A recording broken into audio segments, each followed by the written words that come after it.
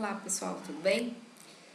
Vamos então dar continuidade ao tema do consumo e hoje eu gostaria de falar sobre alguns desdobramentos, sobre na verdade algumas teorias relativas ao consumo dentro da famosa escola de Frankfurt e os seus desdobramentos se a gente for pensar hoje como que se configura essa linha de pensamento.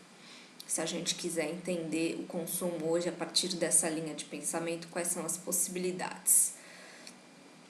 Bom, como já foi falado aqui em alguns outros vídeos, os teóricos da escola de Frankfurt, eles são um exponente principal de ideias marxistas no que diz respeito ao consumo. E os seus estudos fornecem um importante arcabouço teórico para a gente pensar como que essa ideia de sociedade do consumo se configurou.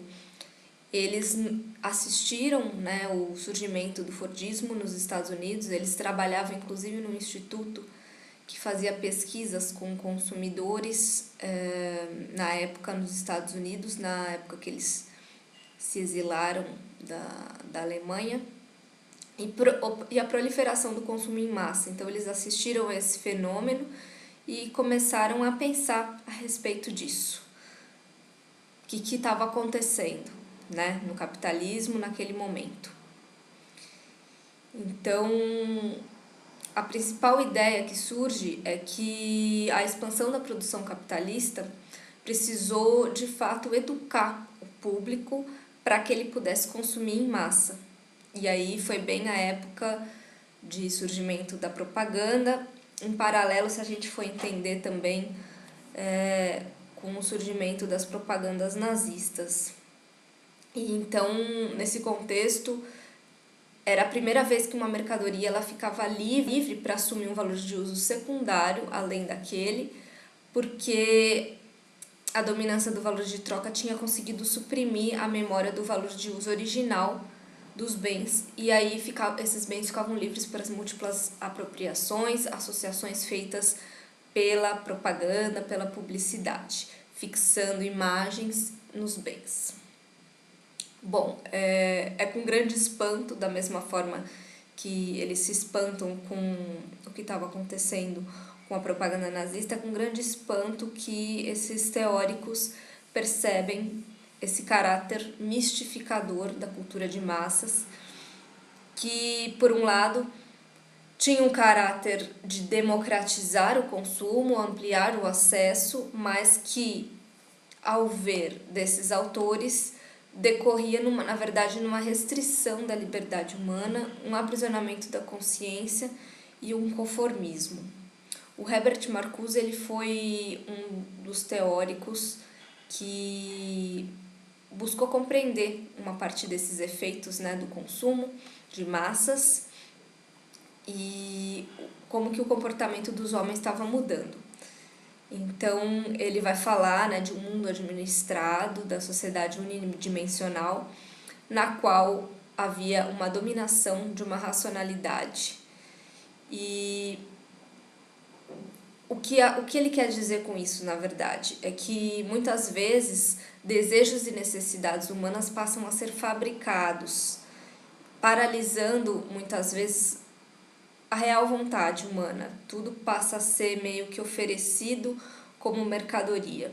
E o homem unidimensional, esse termo que ele cunhou, seria a expressão mais plena desse período em que a grande velocidade de uma produção criava a necessidade de um rápido escoamento de consumo. Então, as necessidades sociais eram transformadas para ele em falsas necessidades individuais nessa fase.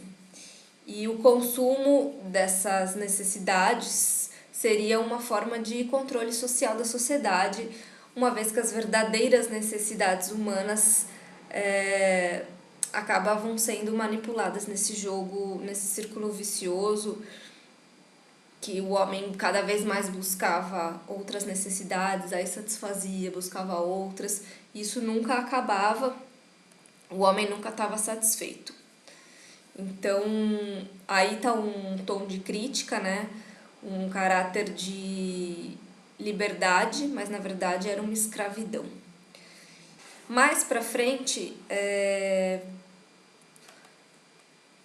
lá para os anos 60, 70, um crítico francês de nome Baudrillard também se debruça sobre esse tema, já o consumo numa outra configuração, ele meio que saindo do consumo de massas e ganhando outros ares.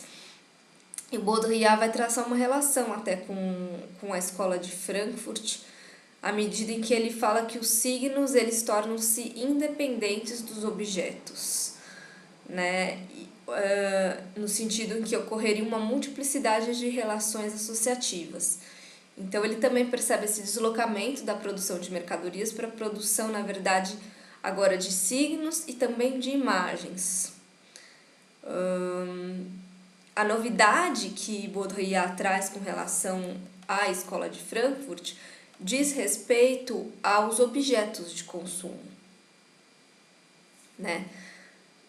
Na sociedade de consumo, os objetos acabam se desligando para ele de todos os outros estatutos que regem a sua natureza, ou seja, a lógica do valor de uso, das operações práticas, do estatuto de utensílio, a lógica do valor de troca, da equivalência, o estatuto da mercadoria e a lógica da troca simbólica de ambivalência, o estatuto de símbolo. Todos esses estatutos que regem a natureza do objeto, ou seja, valor de uso, valor de troca e símbolo, vão embora para Baudrillard e fica apenas a lógica do valor signo, o que significa que é a lógica da diferenciação, da distinção. Então, apesar de se apresentar como uma função social-democrática, o consumo, na verdade, para ele não passa de uma manipulação política, porque é um elemento de estratégia de poder, justamente porque os objetos desempenham o seu papel de discriminantes sociais, demarcando hierarquias sociais e provocando a discriminação, aquilo que a gente já viu de que o consumo classifica, né, os grupos sociais. No entanto, o tempo passou, o capitalismo mudou e diante do surgimento de um processo de acumulação flexível, em que se observa a flexibilização nos processos de consumo, a produção cada vez mais rápida para um consumo frenético e descartável, acelera-se também um novo processo que diz respeito a geração do valor não se encontrar totalmente mais ligada também à ideia de produção e sim na criação e vinculação de uma imagem aos produtos.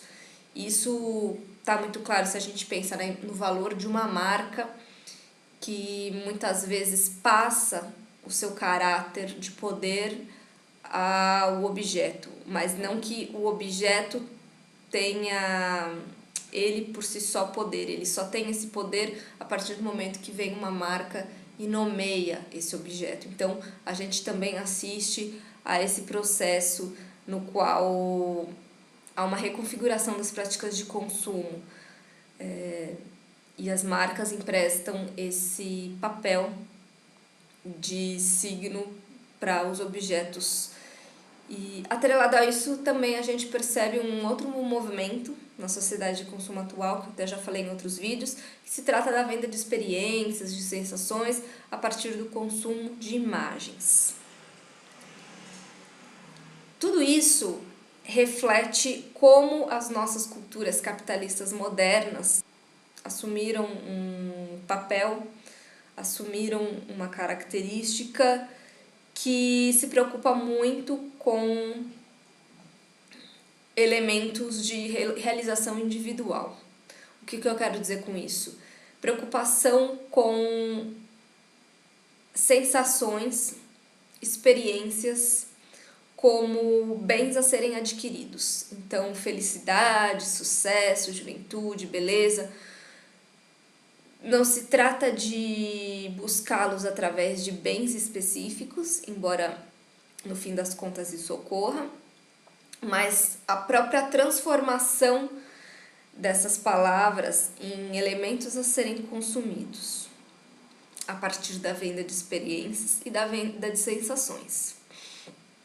Então, se a gente for pensar de novo lá como antes se pensava o fetichismo da mercadoria, agora a gente está diante de um novo fetichismo. A mercadoria, ela não só aliena as relações sociais que a produziu, mas também ela incorpora e aliena aspectos subjetivos referentes à felicidade, à liberdade, à personalidade, à realização humana, enfim.